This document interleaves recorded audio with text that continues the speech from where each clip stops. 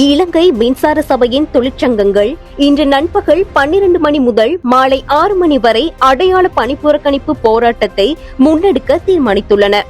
பண மோசடி தடுப்புச் சட்டத்தின் கீழ் குற்றம் சாட்டப்பட்டிருந்த யோஷித்த ராஜபக்சவின் பாட்டியான டெய்சி குறித்த வழக்கிலிருந்து விடுவிப்பு.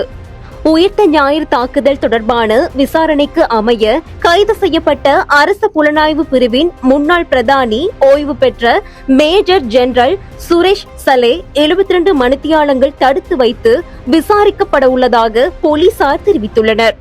கிங்தோட்டை கிங்கங்கை மாவட்டத்தில் கடந்த உள்ளூராட்சி மன்ற தேர்தலில் தேசிய மக்கள் சக்தியின் மேலதிக பட்டியலில் போட்டியிட்ட வேட்பாளர் ஒருவரின் வீட்டின் மீது நேற்று அதிகாலை பெட்ரோல் குண்டு தாக்குதல் நடத்தப்பட்டுள்ளது. அக்குரைகொட இரட்டை கொலை சம்பவம் தொடர்பாக கைது செய்யப்பட்ட 2வது துப்பாக்கிதாரி உள்ளிட்ட 3 நேற்று பிற்பகல் மேல் மாகாண தெற்கு குற்றத்தடுப்பு பிரிவுக்கு அழைத்து செல்லப்பட்டனர்.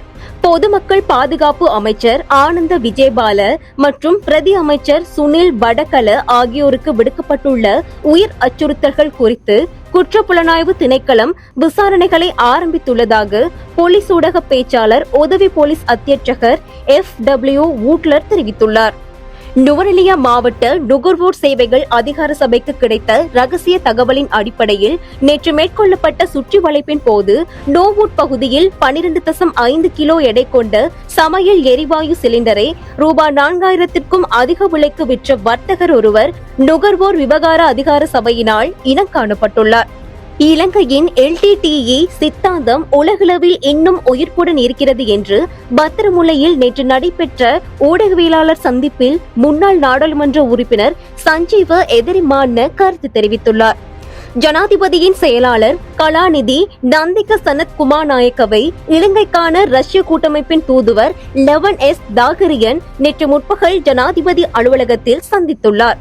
குளிர்கால ஒலிம்பிக் போட்டியில் கனடாவை வீழ்த்தி தங்கம் வென்ற அமெரிக்க ஆண்கள் ஹாக்கி அணிக்கு ஜனாதிபதி டொனால்ட் ட்ரம்ப் வெள்ளை மாளிகையில் உற்சாக வரவேற்பை அளித்துள்ளார்.